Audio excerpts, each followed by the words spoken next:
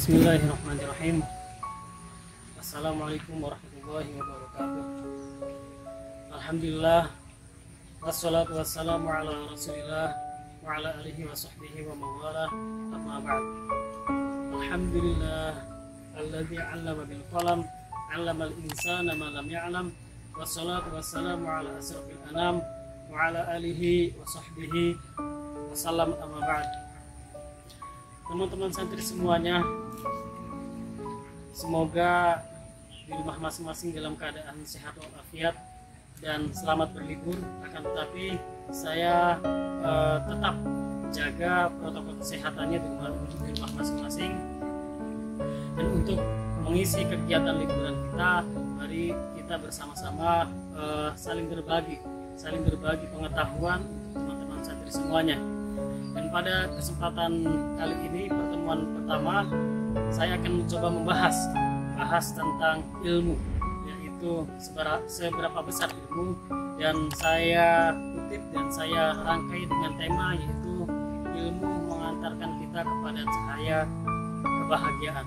Mengapa ilmu mengantarkan kita kepada cahaya kebahagiaan? Karena dengan ilmulah kita akan membuka pintu ketidaktahuan kita, sehingga kita akan tahu.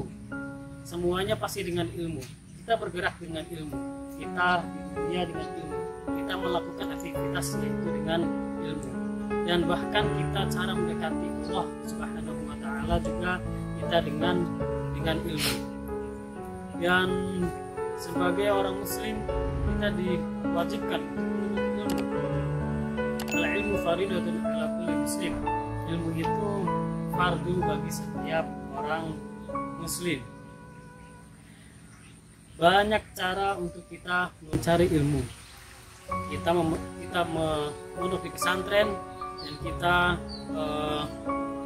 bisa belajar di ustadz, kita bisa belajar di rumah masing-masing, yang dimanapun berada kita bisa menuntut ilmu.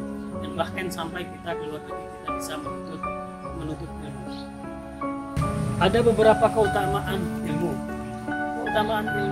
kepada kita semua. Keutamaan ilmu yang pertama adalah ilmu mengantarkan kita kepada kebahagiaan dunia dan akhirat, sebagaimana yang dijelaskan di dalam surat Al-Baqarah ayat 269, yaitu bil hikmata mayyasha wa may yu'til hikmata faqad utiya khairan katsiran wa ma yadhakkaru illa ulul albab. Dan ada beberapa hikmah, yaitu hikmah menuntut ilmu, kepada semua orang. Apa sih saja keutamaan menuntut ilmu? Yang pertama adalah ilmu itu mengantarkan kita kepada kebahagiaan, yaitu kebahagiaan dunia dan akhirat, sebagaimana yang dijelaskan dikutipkan di dalam surat Al-Baqarah ayat 269, bil hikmata may yasha wa may yu'til hikmata faqad utiya khairan katsiran wa ma yadhakkaru illa ulul albab. Akan diberikan hikmah kepada seorang yang dikehendaki oleh Subhanahu wa Ta'ala. Barang siapa yang diberikan hikmah kepada orang itu, maka itu adalah sebaik-baik karunia kepada hambanya. Itu apa sih hikmah atau karunia ini? Karunia ini adalah, maksudnya adalah kefahaman, pengetahuan pada seorang muslim. Ketika orang mendapatkan pengetahuan, maka itulah sebaik-baik karunia yang diberikan oleh Allah Subhanahu wa Ta'ala. Yaitu ada beberapa lagi keutamaan yang diberikan oleh Allah Subhanahu wa Ta'ala, yaitu ilmu. Apa sih? Orang yang berilmu akan diberikan pahala, akan tetapi pahala ini adalah pahala yang kekal, pahala yang di dunia akan dibawa juga kepada siapa? Kepada pahala yang di akhirat juga. Keutamaan ilmu untuk orang-orang muslim adalah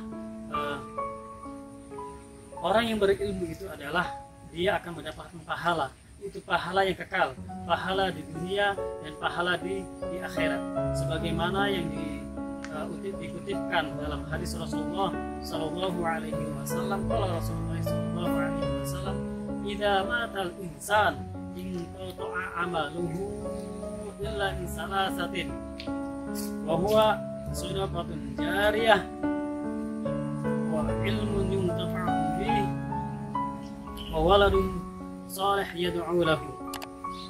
Jika ada seseorang yang meninggal dunia, jika ada seseorang yang meninggal, maka dia terputuslah amalnya kecuali 3 perkara ini. Yang pertama adalah sedekah jariyah, yang kedua adalah ilmu yang bermanfaat, yang ketiga adalah anak yang soleh yang mendoakan orang tuanya. Yang kedua ini adalah ilmu yang bermanfaat, ya, ilmu yang bermanfaat. Ilmu yang bermanfaat ini pahalanya akan terus mengalir kepada orang berilmu tersebut.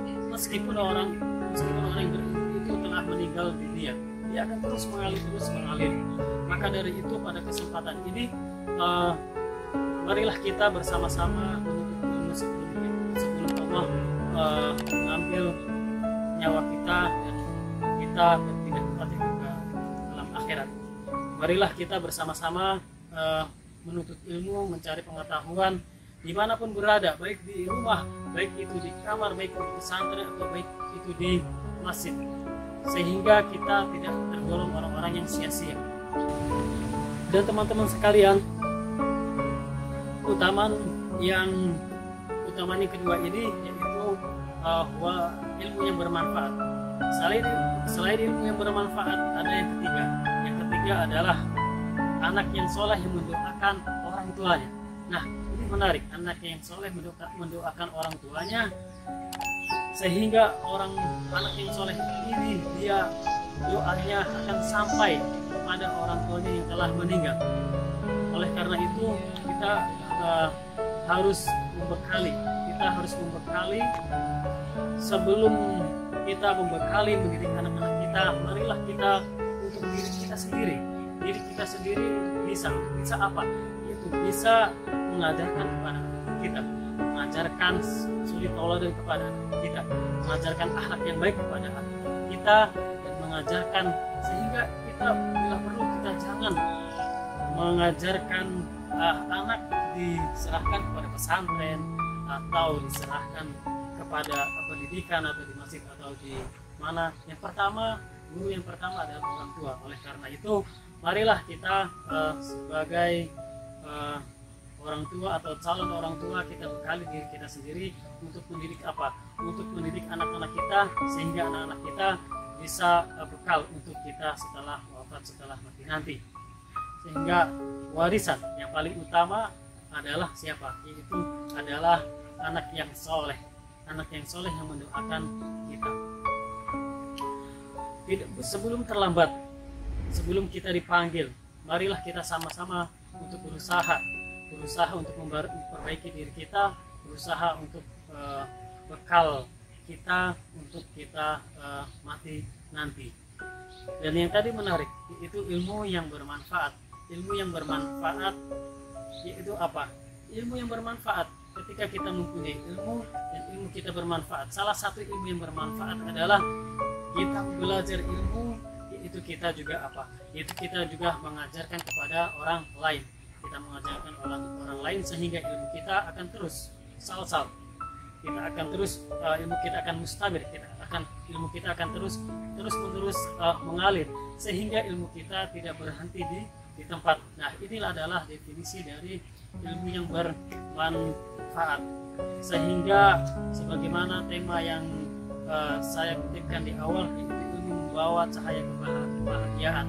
Sehingga ilmu cahaya kebahagiaan di dunia dan juga kebahagiaan di akhirat.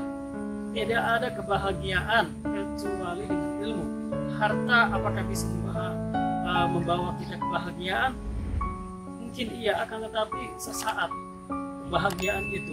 Lalu apalagi harta, tahta, martabat atau apapun itu bukanlah kebahagiaan yang hakiki. Kebahagiaan yang hakiki, kebahagiaan yang nyata adalah apa?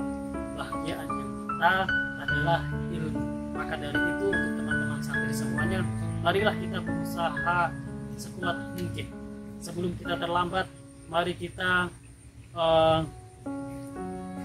mencari pengetahuan yang kita tidak ketahui.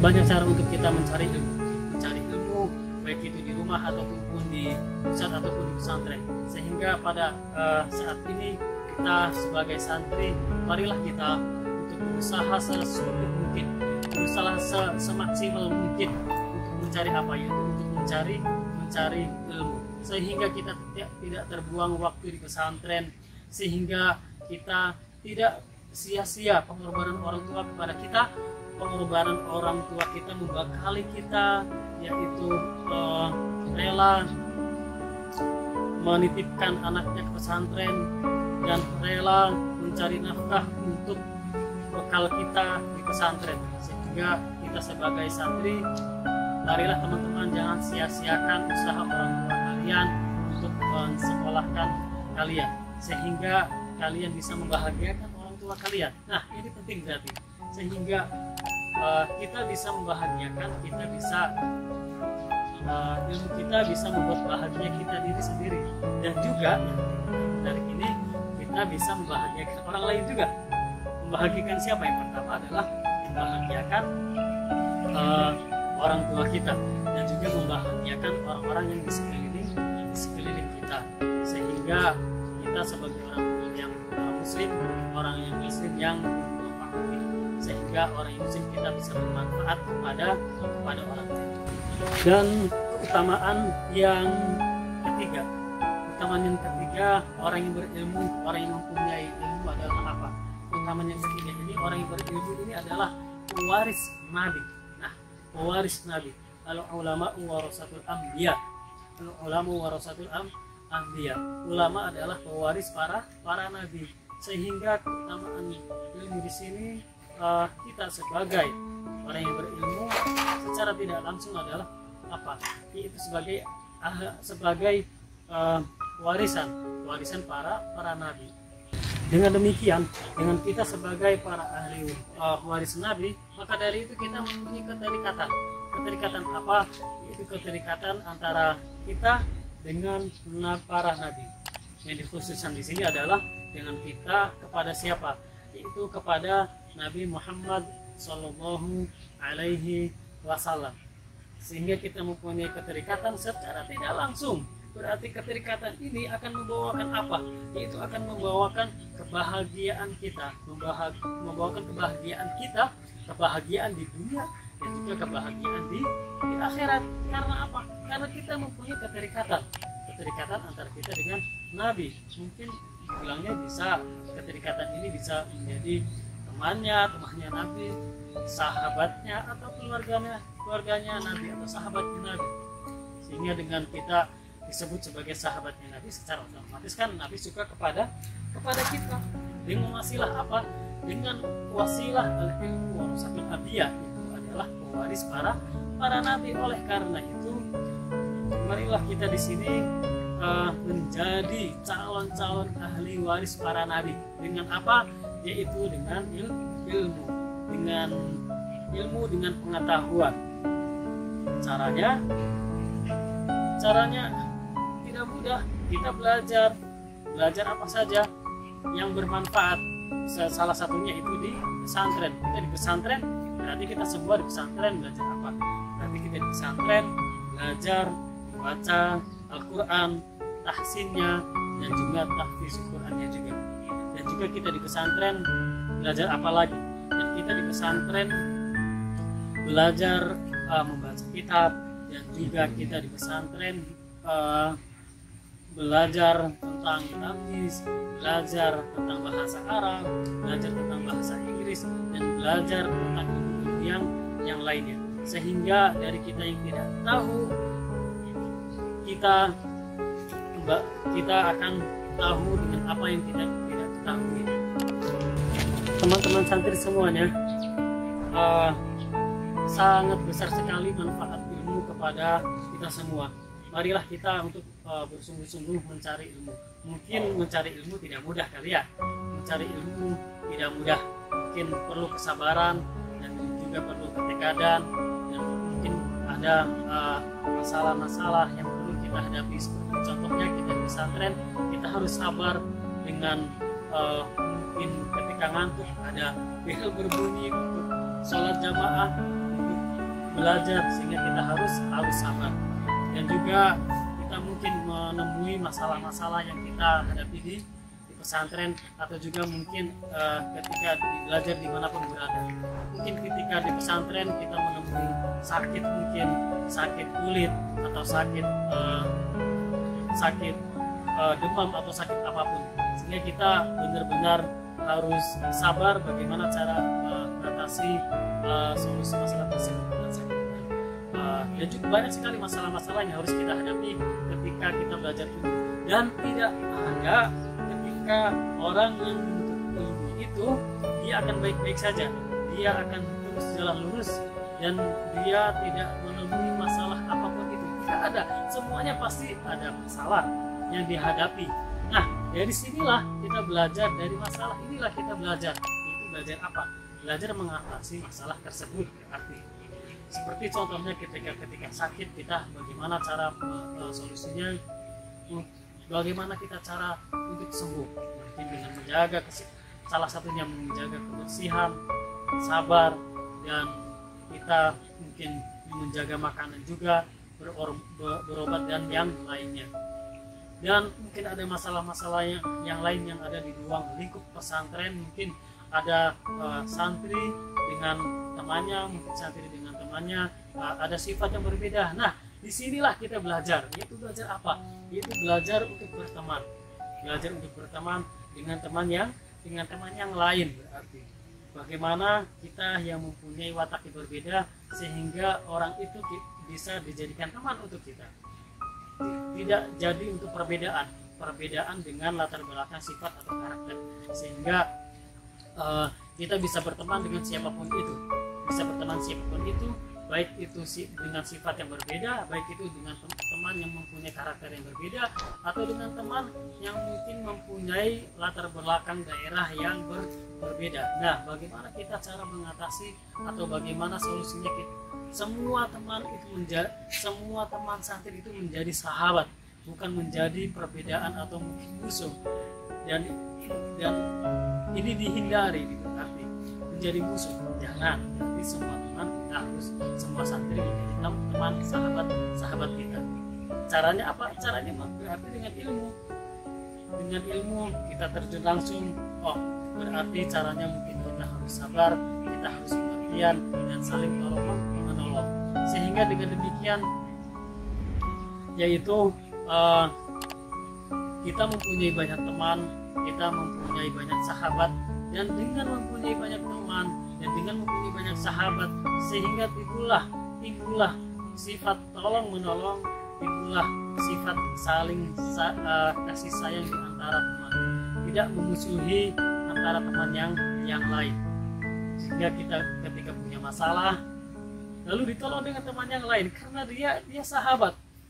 Kalau kita mempunyai mungkin uangnya kurang atau mungkin kita lagi demam, akhirnya dibantu oleh teman-teman yang lain. Teman-teman yang lain itu menolong kita, menjaga kita, mengambilkan makanan untuk kita. Karena apa? Karena dia teman kita, dia sahabat kita. Coba contohnya kalau misalkan dia itu bukan teman kita, dia itu musuh kita, dia boro-boro menolong kita, dia justru membiarkan kita dan mungkin menantarkan kita sehingga kita menambah sakit. Oleh karena itu sifat yang untuk saling menjaga keharmonisan sesama teman ini harus dijaga. Caranya berarti dengan apa? Itu dengan tadi langsung terjun ke teman semua, dan kita ketika terjun kita mempunyai selanya, yaitu tahu caranya, yaitu kita harus saling menolong. Dan ketika ada orang yang mungkin orang itu tidak mau menolong orang lain, ya secara otomatis berarti orang lain pun tidak akan menolong kita. Oleh karena itu dengan saling tolong menolong, saling kasih sayang, pentingnya kasih sayang, pentingnya saling tolong menolong, maka diterapkanlah di kehidupan masyarakat atau kehidupan di lingkungan santri. Lalu bagaimana pentingnya kita saling tolong? Lalu bagaimana kita pentingnya saling kasih sayang kepada teman yang lain, berarti dengan pengetahuan, dengan kita belajar di para asatid, dengan kita belajar di kitab-kitab, sehingga kitab itu atau para asatid menjelaskan bahwasanya saling tolong-menolong at-ta'awun bainan nas itu sangat penting. Itu saling tolong-menolong antara sesama manusia atau sesama teman, ini adalah sangat pentingnya. Dan saling menghormati juga sangat penting juga. Bagaimana kita cara mengetahuinya? Berarti kita cara mengetahuinya adalah dengan kita belajar dengan para asatid dan juga belajar ke semua guru dan belajar di dalam kitab-kitab yang kita ajari. Oleh karena itu teman-teman santri semuanya, marilah kita pada kesempatan ini kita sebagai santri kita di sini mumpung belum terlambat ketika kita sudah keluar atau kita sudah sibuk ke kesibukan masing-masing, sehingga kita tidak mempunyai kesempatan apa, yaitu kesempatan menuntut ilmu. Pentingnya ihtiraman, pentingnya ta'awun dijelaskan juga di dalam kitab itu apa? Itu al-ihtiram, saling menghormati, sehingga kita bisa menghormati sesama teman, juga bisa diaplikasikan, juga kita bisa bawa sifat saling menghormati ini, bisa sifat saling menghormati ini meskipun kita terapkan di pesantren secara tidak langsung, kita akan terbiasa membawa sifat baik kita keluar ketika kita bekerja, ketika kita ada di luar, ketika kita ada di tempat lain, sehingga sifat yang baik ini, sifat saling menghormati, sifat saling tolong-menolong ini, kasih sayang akan dibawa kita ketika kita keluar dari pesantren. Lalu bagaimana cara kita mengetahui seberapa pentingnya? Jadi dengan ilmu. Caranya bagaimana? Itu kita belajar di tempat manapun berada, di masjid, di pesantren, atau di pesantren, atau kita membaca kitab atau membaca buku. Dan teman-teman santri semuanya, ilmu itu membawa kita ke kehidupan yang lebih baik, baik itu kebaikan di dunia ataupun di akhirat. Man arada dunya fa'alaihi bil ilm, man arada al-akhirah fa'alaihi bil ilm, wa man aradahuma ma'an fa'alaihi bil ilmi. Siapa yang ingin mendapatkan dunia, maka caranya adalah menggunakan ilmu. Dan barang siapa yang ingin mendapatkan akhirat, kebahagiaan di akhirat, fa'alaihi bil ilmi, maka dia harus dengan ilmu. Waman arodahu ma'an, dan barang siapa yang menginginkan kebahagiaan dunia di akhirat, fa'alaihi bil ilmi. Barang siapa yang ingin mendapatkan kebahagiaan di dunia dan di akhirat, fa'alaihi bil ilmi, maka itu dengan ilmu. Kebahagiaan di dunia juga, kebahagiaan di akhirat juga dengan ilmu.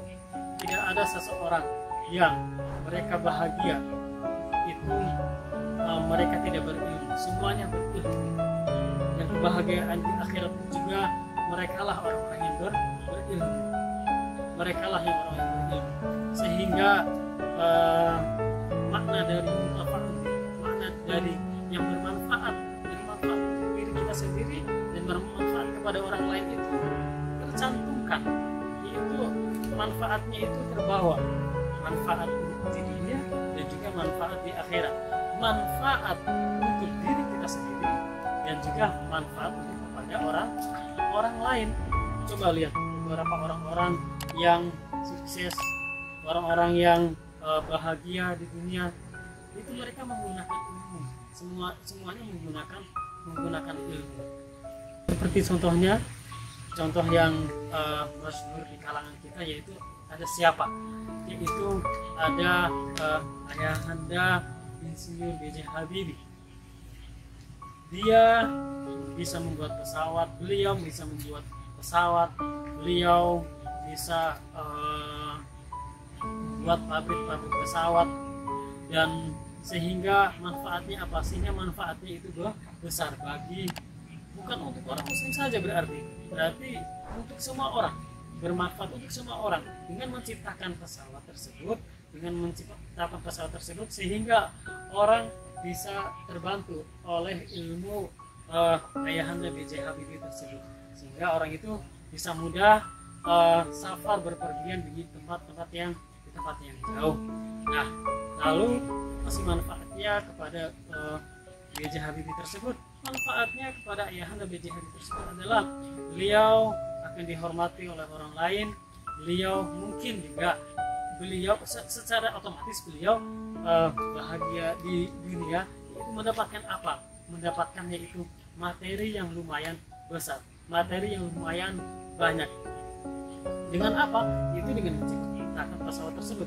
Yang pesawat selain membantu orang, ayahanda B.J. Habibie tersebut mendapatkan apa? Mendapatkan harta yang banyak dengan produksinya pesawat tersebut, sehingga kita hidup mapan, sehingga B.J. Habibie hidup mapan, sehingga bisa menyekolahkan anak-anaknya ke jenjang yang lebih tinggi, dan juga bisa membantu orang lain. Nah, ini penting berarti kita ingin membantu orang lain, berarti itu kita ingin sedekah, berarti dengan ilmu juga. Kita ingin membantu orang lain itu dengan ilmu. Salah satu contohnya dengan apa? Yaitu ketika kita ingin membantu orang lain, kalau misalkan kita ingin bersedekah, kalau kita tidak mempunyai apa, tidak mempunyai harta, tidak mempunyai bekal untuk sedekah, berarti kita tidak akan bisa bersedekah. Berarti kita harus apa? Kita harus punya bekal untuk sedekah tersebut. Berarti punya modal atau uang tersebut harus mempunyai uang. Caranya dengan apa? Caranya dengan ilmu. Berarti kita bisa menguasai apa? Kita bisa menguasai bisnis. Kita bisa menguasai apa? Ilmu tentang jual beli, ilmu tentang baik itu ilmu syariat. Yang penting bermanfaat untuk orang lain.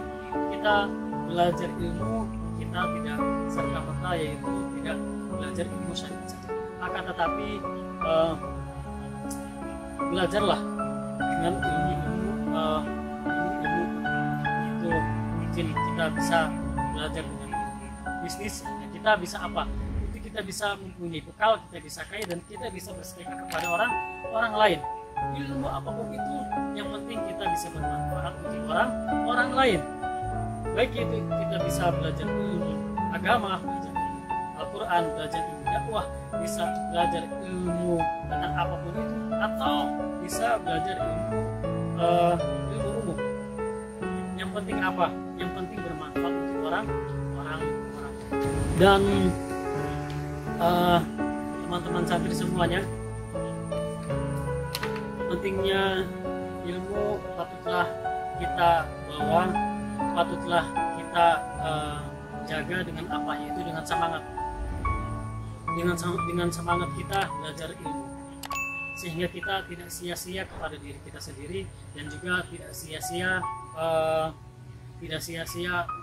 untuk orang tua kita, yaitu orang tua kita membekali kita, orang tua kita mencari nafkah untuk kita, sehingga kita bisa bermanfaat untuk kita sendiri, dan juga kita bermanfaat untuk orang lain. Banyak sekali orang-orang ulama-ulama ataupun ulama-ulama sekarang yang berhasil itu dengan menggunakan apa? Itu dengan menggunakan ilmu. Ilmu bisa membawakan kita ke kehormatan yang lebih tinggi, sehingga kita bisa dihormati orang lain. Nah, kalau misalkan dengan ilmu, kalau misalkan bisa dibedakan dengan orang yang berilmu dengan mungkin, dan juga orang yang tidak berilmu. Mungkin kalau kita misalkan contoh kecilnya, kita ketika kita mempunyai ilmu, misalkan ada yaitu contoh yang kita ajarkan di pesantren, yaitu ilmu sopan santun. Ketika kita belajar, ketika kita pulang ke rumah, gitu, ada beberapa masyarakat yang ada di jalan, sehingga kita jalan di depannya, yaitu kita permisi dan menundukkan sedikit kepala, atau kita permisi ke masyarakat tersebut, sehingga orang itu juga akan menghormati kita juga. Tetapi kalau misalkan ada orang yang ketika berkerukunan bermasyarakat, sehingga ketika berjalan di depan orang tersebut tidak mengucapkan permisi, dan juga mungkin malah berbicara yang keras, atau juga mungkin naik kendaraan, akan tetapi kendaraannya itu terkenal potnya itu besar sehingga mengganggu orang lain, dan di sini malah tidak dihormati orang lain. Oleh karena itu ketika kita berilmu, kita sudah memiliki ilmu sopan santun, dan masyarakat tersebut juga akan menghormati kita. Kita juga banyak sekali contoh-contoh yang bisa bermanfaat untuk kita diri sendiri dan semua orang. Ulama-ulama yang berilmu, kita lihat ulama-ulama yang sekarang seperti ada ulama-ulama sekarang, mungkin kita lihat di Syihab, ada juga Ustaz Hadi Hidayat, dan juga ada beberapa ustaz yang lain, dan juga mungkin kita lihat ulama yang terdahulu ada beberapa ulama terdahulu, yaitu ulama mazhab kita, Imam Syafi'i Muhammad bin Idris rahimahullah. Nah, dari pelajaran Imam Syafi'i di sini mungkin kita bisa pelajari dengan perjalanan hidup Imam Syafi'i. Kita bisa mengutip melihat yaitu pengalaman ulama-ulama terdahulu. Imam madhab kita, Imam Syafi'i, Abu Abdullah Muhammad bin Idris Asy-Syafi'i. Nah, beliau lah dihormati, dikagumkan oleh beberapa orang muslim dan mungkin oleh non-muslim, dan di seluruh dunia beliau dikagumi karena apa? Karena ilmunya. Dan mungkin ada beberapa ulama lain, ulama-ulama Nusantara, ulama nasional, ulama di kampung-kampung, dia dihormati karena ilmunya. Oleh karena itu, kebahagiaan itu adalah cahaya kita. Ilmu itu adalah mengantarkan kita kepada cahaya kebahagiaan. Nah, singkat cerita, ketika Imam Syafi'i waktu dulu ketika ingin merantau untuk mengembara mencari ilmu, izin dulu kepada ibundanya, ya wahai bunda, saya disuruh kepada guru saya guru di kampungnya mengatakan kepada saya, wahai Syafi'i, ilmu saya sudah habis, sudah diajarkan oleh kamu semuanya, dan kamu sangat pintar sekali, sangat cerdas. Ilmu saya sudah habis. Oleh karena itu saya suruh Imam Syafi'i itu apa? Untuk pergi ke kota Madinah untuk berguru, melanjutkan ilmunya. Tapi sebelum itu Imam Syafi'i kembali pulang dulu ke rumah, meminta izin kepada ibundanya. Wahai ibunda, saya ingin pulang. Saya berkata demikian. Kata ibunda, seperti apa? Wahai anakku, silakan kamu keluar rumah untuk mencari ilmu, dan jangan pulang sebelum saya suruh kamu pulang. Silakan pergi dan jangan pulang sebelum saya suruh kamu pulang. Imam Syafi'i ketika itu keluar dan mencari ilmu kemana? Yaitu ke kota Madinah. Nah, di kota Madinah Imam Syafi'i berguru dengan siapa? Berguru dengan Imam Malik. Nah, Imam Malik itu madhab ahli sunnah wal jamaah, arba'atul madhahib yang kedua, madhab Imam Malik. Imam Hanafi, Imam Malik, Imam Syafi'i, dan Imam Hambali. Imam Syafi'i berguru kepada Imam Malik, langsung bertemu kepada Imam Malik di Madinah.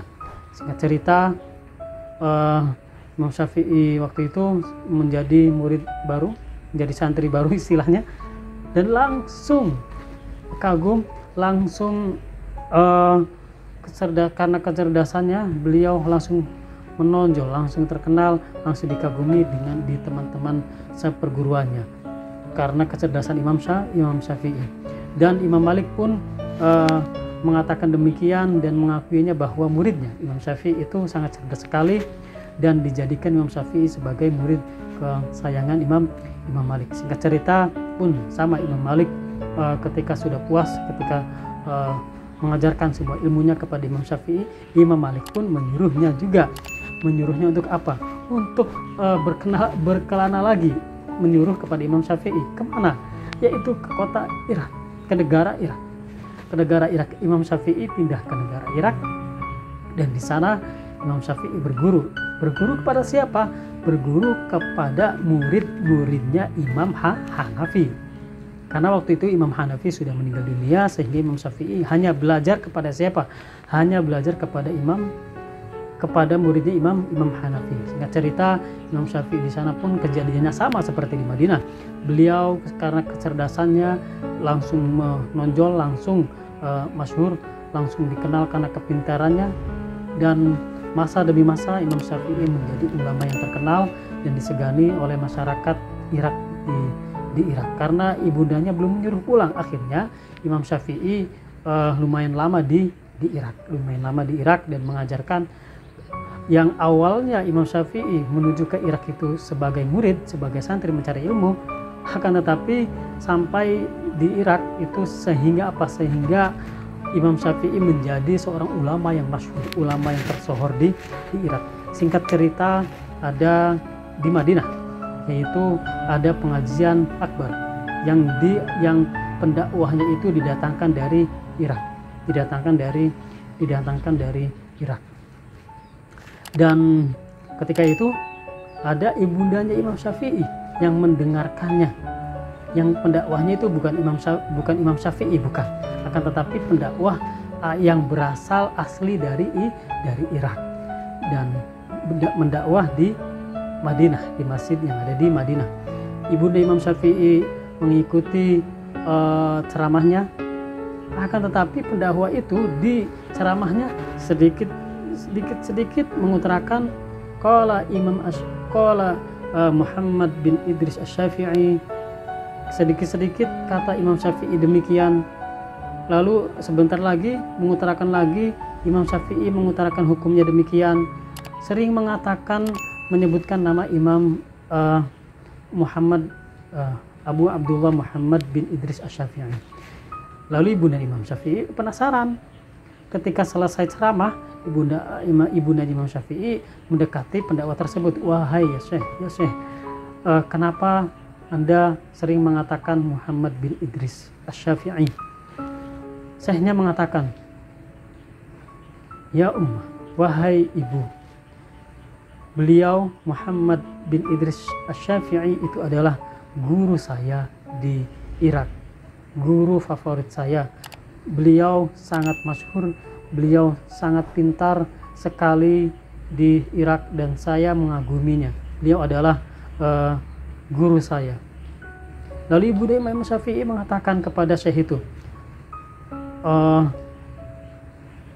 dari mana asalnya Imam Syafi'i?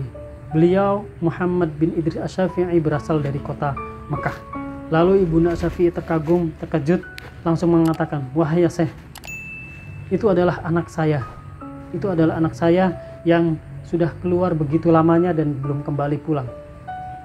Dan di kota Mekah hanya ada satu nama Muhammad bin Idris Asy-Syafi'i. Tidak ada nama yang sama di kota Mekah tersebut. Lalu ibunda Imam Asy-Syafi'i mengatakan kepada Syekh tersebut, wahai ya Syekh, tolong sampaikan kepada anak saya, jikalau ingin pulang, kembalilah pulang. Silakan, saya mengizinkan untuk pulang. Lalu singkat cerita, Syekh dari Irak tersebut kembali ke Irak dan langsung menyampaikan pesan ibundanya kepada Imam Syafi'i. Lalu Imam Syafi'i terkejut sekali dan senang sekali karena bisa kembali pulang menjumpai ibundanya. Akan tetapi masyarakat Irak, masyarakat yang ada di Irak, murid-muridnya Imam Syafi'i, tidak rela Imam Syafi'i pergi meninggalkannya, tidak rela, menahannya untuk kembali pulang, kembali pulang. Akhirnya bagaimana? Sempat terjadi penarikannya itu menolak karena masyarakatnya juga menolak ditinggalkan oleh Imam Syafi'i. Akan tetapi mau tidak mau Imam Syafi'i harus pulang karena disuruh sama ibundanya. Pada akhirnya masyarakat dan murid-muridnya merelakan Imam Syafi'i kembali ke Mekah. Sangat sedih masyarakat Irak, menangis dan memberikan bekal kepada Imam Syafi'i. Ada yang memberikan beberapa onta, harta, makanan, baju, dan yang lainnya, sehingga sampai yang diberikan ontanya itu dengan jumlah ratusan onta dan beberapa harta yang lain. Dan kembalilah Imam Syafi'i ke Mekah. Di perjalanan Imam Syafi'i ditemani oleh murid-muridnya, beberapa ratusan onta, harta dan makanan dan yang lainnya. Di perjalanan ketika mendekati kota Mekah dan mendekati rumahnya, Imam Syafi'i menyuruh muridnya, "Wahai muridku, sila bergegaslah kamu ke rumah ibunda saya dan sampaikan kepada ibunda saya bahwasanya saya akan sebentar lagi akan sampai ke rumah." Lalu muridnya langsung bergegas cepat ke mendahulu lebih awal ke rumah ibundanya dan mengetuk pintunya. "Wahai ibunda, Imam Asy-Syafi'i guru saya akan kembali pulang dan sekarang lagi di perjalanan." Ibundanya bertanya kepada orang tersebut, "Apa yang dia bawa?" Lalu dijawab, dia membawa ratusan onta, harta dan beberapa yang lainnya. Ibundanya terkejut, sangat marah sekali kepada Imam Syafi'i, murka kepada Imam Syafi'i. "Tolong sampaikan kepada anak saya, jangan pulang ke rumah. Saya tutup pintu untuk Imam Syafi'i. Saya tidak mau melihat Imam Syafi'i. Silakan pulang. Yang saya maukan itu bukan harta, bukan tahta, akan tetapi yang saya maukan itu adalah ilmu yang Imam Syafi'i ketika belajarnya."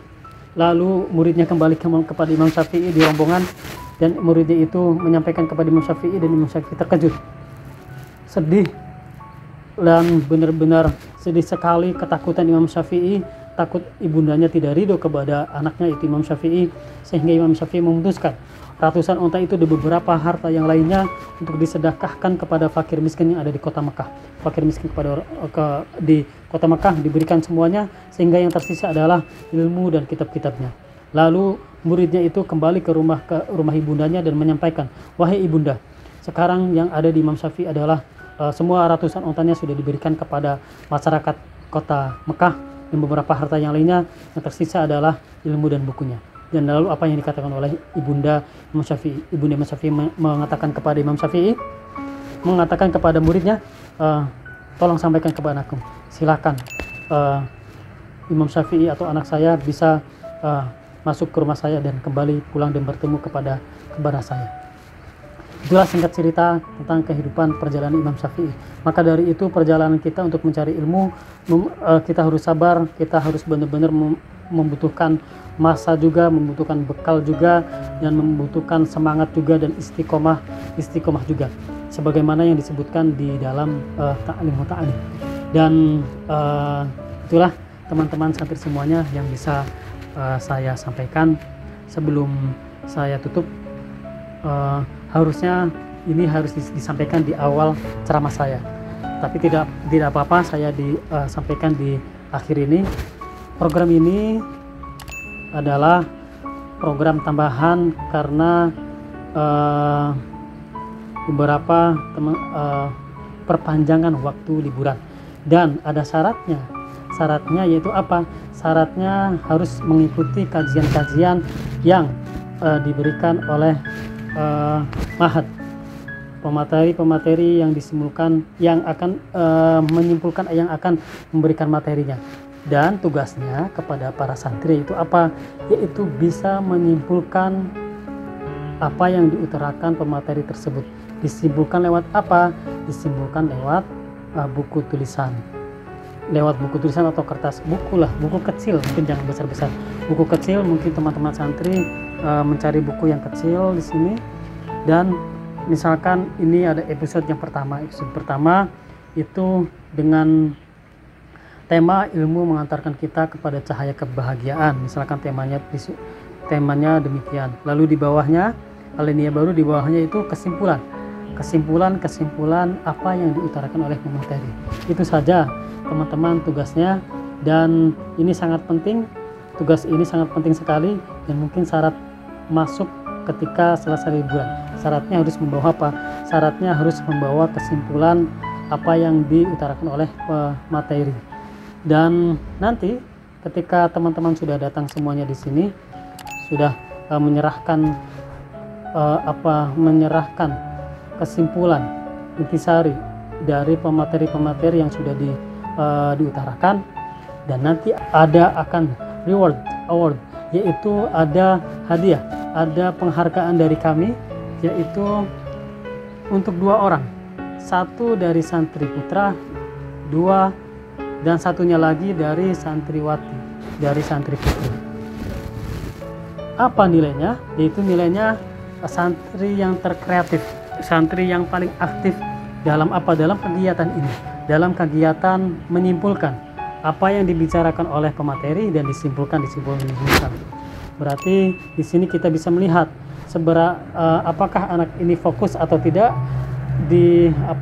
ketika mendengarkan ceramah atau nasihat dari pemateri, dan juga nanti juga tulisannya juga dirapihkan juga, sebisa mungkin dirapihkan. Mungkin ini karena mungkin ini untuk semua santri, ada yang dari anak kelas 1 SMP, 2 SMP, 3 SMP, 1 SMK, 2 SMK, dan 3 SMK, semuanya jadi satu.